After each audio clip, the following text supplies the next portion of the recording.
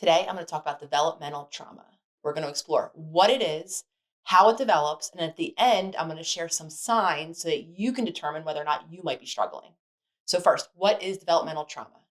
When we're born, our brain and our bodies are developing based on how we're cared for by the caretakers around us and how connected we feel.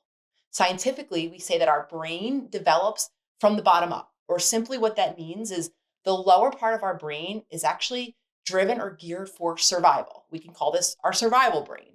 It helps keep us safe and helps us respond to stress or danger when it's present. Now, the upper part of our brain is in charge of what we call executive functions, or really simply helps us make decisions, be creative, and understand or make sense of the world around us. It's less focused on survival and those more impulsive, instinctual emotions. So, what does this mean for us? This means that if we grew up in an environment where our nervous system's fight or flight response is constantly activated, our brain development is impacted. Specifically, that upper region doesn't have the opportunity to fully develop.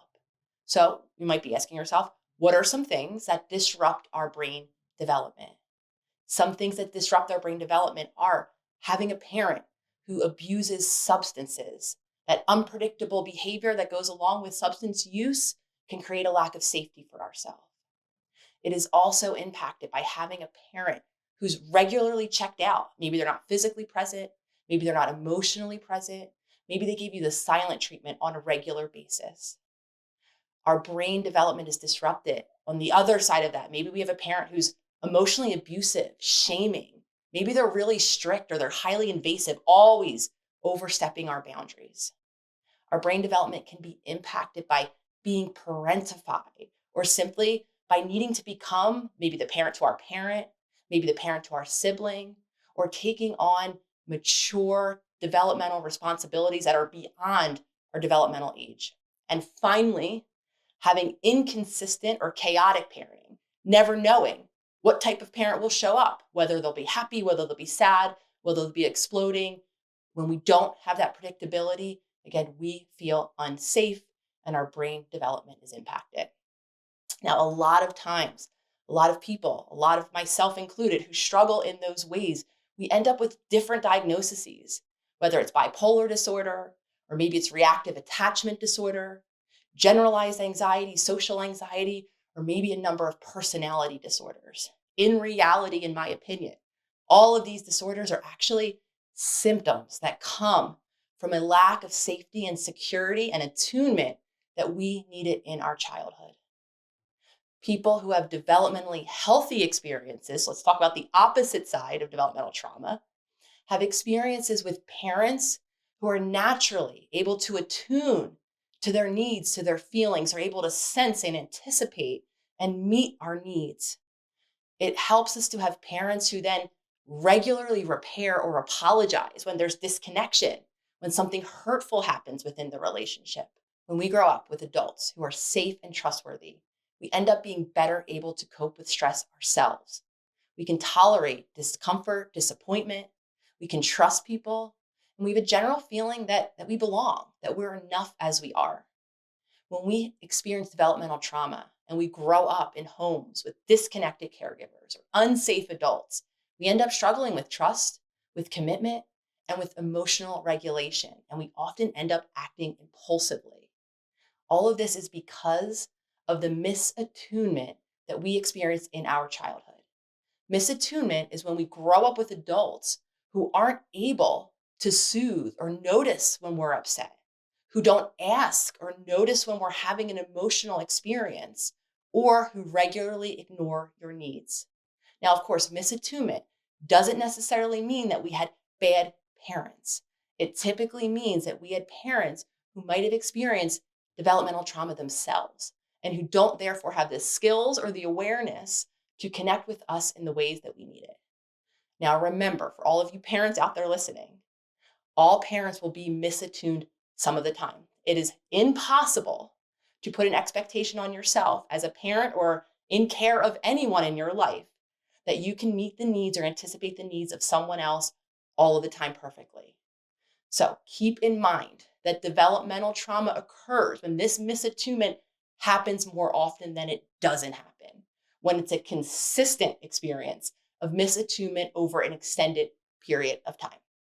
So now I'm going to share some signs so you can identify yourself if you might be struggling with developmental trauma, which is really common. I've experienced myself, and I want you to know that there is so much healing and so much hope possible as we become aware of these signs. So as I go through these, take a moment to think about yourself, to think about your experience, and to see which apply to you. The first sign is you often feel unsafe, highly anxious, or on edge around other people. You just have this sense or this feeling or even a worry that people will hurt you or that they'll betray you or that they're not trustworthy in some way. A second sign is you don't really know how you feel. And I know I resonate with this one a lot. There are so many times where I need time, a few moments, because I don't know exactly what I'm feeling and I have a really difficult time expressing it. Third sign is you often struggle with emotional regulation. You might find yourself immediately shutting down or maybe becoming emotionally reactive, exploding in anger or upset. Oftentimes, your emotional reaction doesn't match the event itself. And because of this, we end up feeling like we're on a daily roller coaster, like our emotions are controlling us or driving our behaviors. And a lot of times we end up feeling really out of control and helpless, like things are happening to us and we can't help how we feel or how we react. The fourth sign is you don't understand your own needs. Now, this is a really big one because developmental trauma begins when we didn't have an adult to attune to or to anticipate or to help us understand what we needed. So when we don't have that in childhood, we end up struggling ourselves to attune to or to discover what it is that we need. Now, this can be as basic as finding ourselves right running around, exhausting ourselves, even when we don't have the energy, not even knowing that we don't have the energy, that we're actually exhausted. Or maybe we're not eating in moments where we're really hungry. We're not even aware of how hungry we are. Or we might find ourselves in our relationships holding things in to the point that they end up exploding somewhere down the line.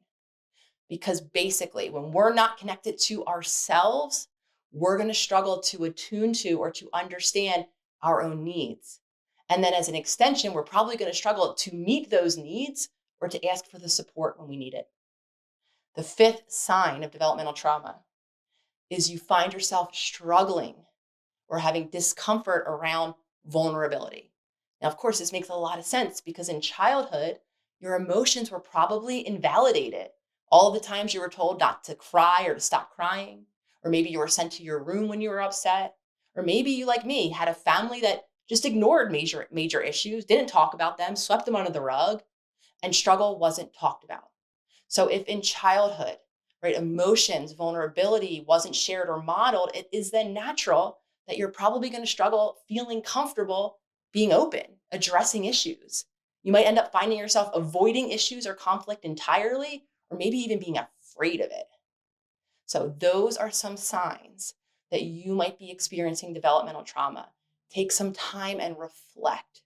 And I want you to know that developmental trauma, again, is something that can be healed as we become aware of these patterns and begin to create change.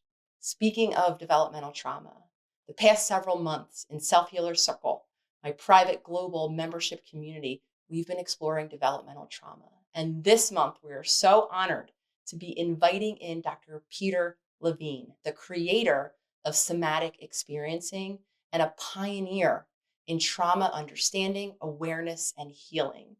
For those of you who are interested in more information on Self Healer Circle membership and how to gain access to this workshop, click the link below. And of course, I'd love to hear from the rest of you in the comments. If you resonate with developmental trauma, what are the different ways you've noticed your life has been impacted?